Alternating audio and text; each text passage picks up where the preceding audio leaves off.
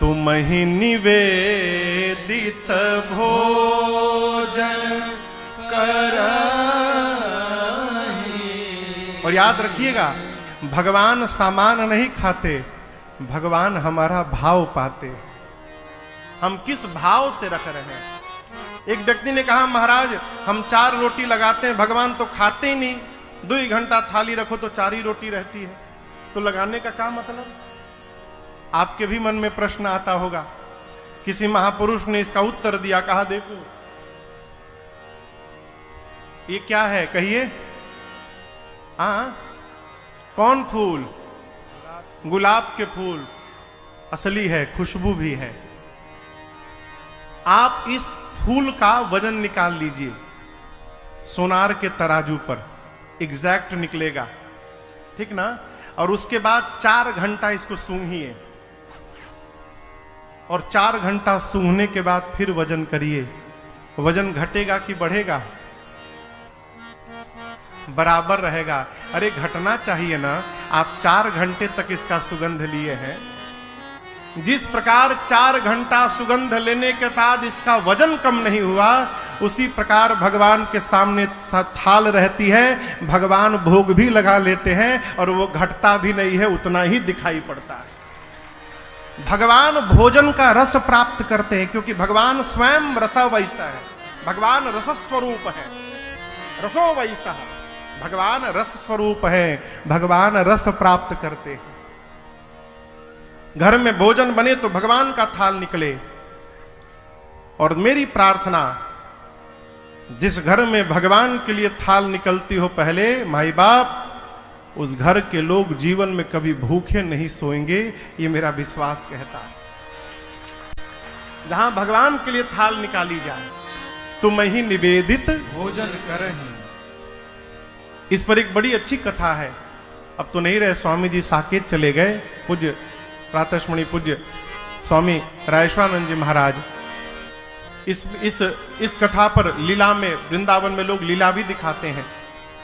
एक घर में एक बालक का जन्म भया। वो भोजना अवतार था। भोजना अवतार यानी भोजन के लिए ही अवतार लिया था। खाने बैठ जाए तो उठने का नाम न ले। भैया अभी मैं गया था कथा गाने बेगूसराय 2 साल पहले, तो एक आदमी मिला तो पता चला कि बहुत खाता है। अभी अवस्था होगी कितना, मनोज के कितना उम्र है? 40 साल अवस्था। मन बिया का भतीजा 40 साल अवस्था। तो पता चला कि बहुत खाते हैं। हमने भैया कितना खा लेते हैं? बोले महाराज जी अब खुराक खत्म हो गया, अब नहीं रहा पहले वाली बात। बोले अब कितना खा लेंगे? महाराज जी अब क्या बताएं हम आपको। अच्छी बताओ, दही यदि दे दी जाए अभी वर्तमान में कितनी दही खा लेंगे? बोले महाराज ये खुराक खत्म हो गया, अभी हम 16-17 किलो खा लेंगे। भैया ठाकुर जी बैठे, सामने की बात है। बोले खुराक खत्म हो गया तो 17 किलो दही खा लेंगे। एक आदमी मिला, बोला महाराज हम भोजन करने के बाद 300 रसगुल्ला खाए थे। कितना? 300 भोजन करने के बाद। हमको एक आदमी मिला कथा में, एक बार आए तो हम लोग साथ में बैठे भोजन करने के लिए। हम भोजन शुरू कर दिए, वो शुरू न करें। हम बोले भाई साहब शुरू करिए। बोले महाराज हम ऐसे नहीं खाते हैं। बोले कैसे खाते हैं? बोले बित्ता से खाते हैं। मतलब? बोले एक बित्ता जब तक रोटी जमा ना हो जाए हम शुरू नहीं करते। हमने कहा भैया इनको बाहर ले जाओ, बाहर ले जाकर बिठाओ, इनका जमा करो एक बित्ता। जब भोजन करके आए तो हम बोले ये क्या नियम है, फॉर्मूला एक बित्ता?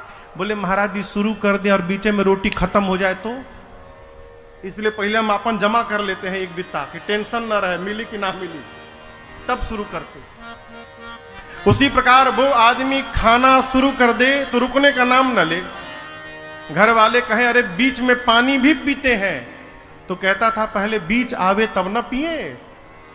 अभी बीच में पहुंचे कहां हैं हम? घर वाले अंत में त्रस्त होकर उसको निकाल दिए बाहर। बोले जाओ यहां से भगो, कोई काम धंधा नहीं, दिन भर खाते हो। बहुत खाता है।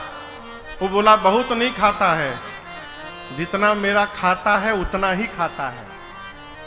खाता से अधिक कोई नहीं खाता। जिसके खाता में जितना लिखा है वो उतना ही खाता है। घर वाले जाए, बोले जाओ बाहर खाता खोलो, यहां तुम्हारा खाता बंद। अब चला अब कहाँ भोजन मिलेगा? तो देखा एक आश्रम के दरवाजे पर, मेन गेट पर एक मोटे ऊर्ध्वपुंड लगाए महात्मा, मोटे ताजे गेरुआ कपड़ा पहने महात्मा बैठे हैं। तो ये महात्मा नहीं दिखाई पड़ा, इसको शरीर दिखाई पड़ा।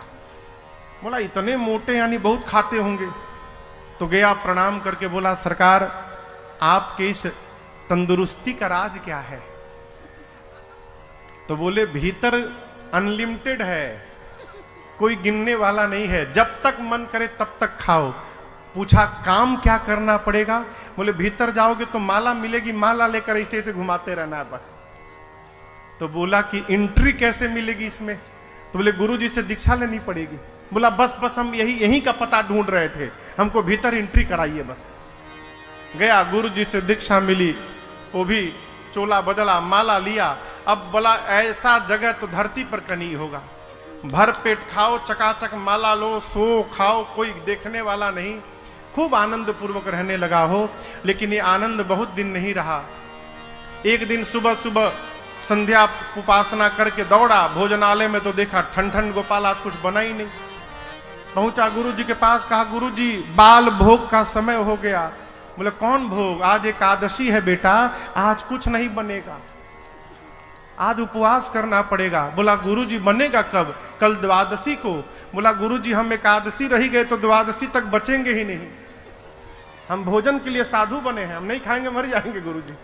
तो गुरुजी बोले छे काम करो, यहां तो बनेगा नहीं, तुम राशन लेके जाओ, आश्रम के बाहर नदी किनारे जाओ, वहीं नहाओ, वहीं भोजन बनाओ, अब पाओ, वहीं पाकर आना, लेकिन राम जी को भोग लगा के तब खाना। बोला जी गुरुजी। गुरुजी बोले इसको 2 आदमी का राशन देना, बहुत खाता है ना, तो 1 आदमी का राशन में पेट भरेगा नहीं, 2 आदमी का राशन देना। 2 आदमी का राशन लेकर गया, स्नान किया, बनाया। गुरु जी की बात याद आई, राम जी को भोग लगाना है, लगा बुलाने, राम जी भोग लगा लीजिए। अरे राम आइए मेरे राम आइए, अब मेरे भोजन का भोग लगाइए। मेरे राम आइए, प्रभु राम आइए, मेरे भोजन का भोग लगाइए। हाँ मेरे भोजन का भोग लगाइए, मेरे भोजन का भोग लगाइए। आधी घंटा कहता रहा राम जी आइए भोग लगाइए, राम जी आइए भोग लगाइए, कोई आया ही नहीं। आवेश में आ गया, कहा आपको लग रहा हो कि आश्रम में मिलेगा, तो वहां ठन ठन गोपाल है, वहां के मारे मैं यहां आके बैठा हूं। भोग लगाना है तो आके भोग लगाइए, नहीं तो मैं शुरू हो जाऊंगा, मैं लगाने लगूंगा, दोबारा नहीं बुलाऊंगा। जैसे इस भाषा में बोला, उसके सामने भगवान प्रकट हो गए। लेकिन अकेले राम जी प्रकट नहीं भये, सीता राम जी दोनों लोग प्रकट हो गए। अब कहां उसको भगवान को देखकर नाचना चाहिए, उदास हो गया। क्यों उदास हो गया? 2 लोग का राशन लाया हूं, बुलाया था राम जी को, राम जी सीता जी को लेकर चले आए, यही 2 लोग भोजन कर लेंगे तो हमको क्या मिलेगा आज? कहा भोग लगाइए, हम तो आप ही को बुलाए थे केवल। भगवान बोले हम इनके बिना जाते कहां हैं, हम दोनों लोग साथ में ही आते हैं। भोग लगाए प्रभु और मैया, थोड़ा सा बचा, बेचारा खाया। कहा अगले एकादशी को भी आप दोनों लोग आएंगे ना? बोला हाँ हम ही दोनों आएंगे, और कौन आएगा? गया अगली एकादशी में, कहा गुरुजी राम जी अकेले नहीं आए थे, सीता जी भी आ गई थी, इसलिए 3 आदमी का राशन दीजिएगा कम से कम। गुरुजी सोचे लगता है भूखा रह गया होगा, इसीलिए बहाना बना रहा है, चलो 3 आदमी का राशन दो। गया बनाया, बनाकर बुलाने लगा, मेरे राम आइए, मैया साथ लाइए, मेरे भोजन का भोग लगाइए। मेरे राम आइए, मैया साथ लाइए, मेरे भोजन का भोग लगाइए।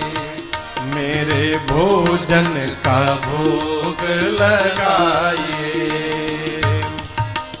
जैसे बुलाया सीता जी, राम जी, लक्ष्मण जी तीनों प्रकट हो गए। जब सीता राम लक्ष्मण जी आ गए तो बोला ये कौन है? राम जी बोले मेरे भाई है। पिछली बार तो नहीं आए थे। राम जी बोले छूट गए थे। बोला ये भी खाएंगे? राम जी बोले आए हैं किस लिए? बोला बताए तो नहीं थे आपकी ये भी आएंगे। अब भगवान बोले भूल गया था। लक्ष्मण जी सोचे भगवान कहां लेके चले आए, इतना दिव्य मेरा सत्कार हो रहा है यहां पर। बोला आए हैं तो पाए। अब सीताराम लक्ष्मण जी पाए, फिर उसको थोड़ा सा बचा, आधा पेट पाया, गया गुरु जी के पास। अगली एकादशी में कहा गुरु जी अब की बार 5 लोगों का राशन दीजिएगा। दिमाग लगा लिया, 2 का ले गया था, 3 आए, 3 का ले जाऊं, कहीं 4 आ गए तो 5 का ले चलो। अगर 1 बढ़ा के भी लाएंगे तो हमको तो कम से कम मिलेगा। बोला गुरु जी अब की बार लक्ष्मण जी भी आए थे, हो सकता है इस बार और बढ़ा के चले आए, तो आप 5 लोगों का राशन दीजिए। गुरु जी बोले इतना तो नहीं खाएगा, लगता है ये राशन लेकर उधर बेचने लगा है, इसको रंगे हाथ पकड़ना पड़ेगा। बोले इसको 5 लोगों का राशन दो। पीछे से गुरु जी भी उसके चल पड़े। गुरु जी जाकर एक वृक्ष के पीछे छिप गए। वो गया, स्नान किया। आज स्नान करके भोजन नहीं बनाया, सामग्री रखी है, अब भोजन बनाए बिना बुलाने लगा। मेरे राम आइए, सीताराम आइए, भैया साथ लाइए, मेरे भोजन का भोग लगाइए। मेरे राम आइए, सीता साथ लाइए, मैया साथ लाइए, मेरे भोजन का भोग लगाइए। मेरे भोजन का भोग लगाइए, मेरे भोजन का भोग लगाइए। जैसे बोला राम जी आइए, सीताराम जी आइए, भैया को लाइए, प्रकट हो गए। कौन? राम जी, सीता जी, लक्ष्मण जी, भरत जी, शत्रुघ्न जी, हनुमान जी, सब लोग प्रकट हो गए। अब वो देखा, बोले अरे अरे अरे बस करिए, आज त्वत कर दिया, अपने आए बानर को भी साथ में लेकर आए हैं। भगवान बोले कहां भोजन? बोला बनाया ही नहीं हूं, सोचा पहले बुला कर देख लूं कितने लोग आ रहे हैं। भगवान बोले कब बनाओगे? बोले क्यों बनाऊं, 5 लोगों का राशन लाया हूं, आप 5 लोग आ गए हैं, एक बानर भी आया है, न जाने ये कितना खाएगा। जब बनाने के बाद हमको मिलेगा ही नहीं तो मैं मेहनत क्यों करूं। ये रहा सामने राशन, अपने बनाओ, भोग लगाओ, पाओ जाओ। मैं नहीं बनाऊंगा, बैठ गया। अब बोला आप बनाओ, भोग लगाओ, खाओ। रोज तो मिल गया, आज मिलने वाला भी नहीं हमको, हम क्यों मेहनत करें। भगवान बोले ठीक है, हम लोग बना के भोग लगा लेंगे। कोई लकड़ी ला रहा है, कोई सब्जी अमनिया कर रहा है, कोई लीप रहा है, कोई चूल्हा बना रहा है।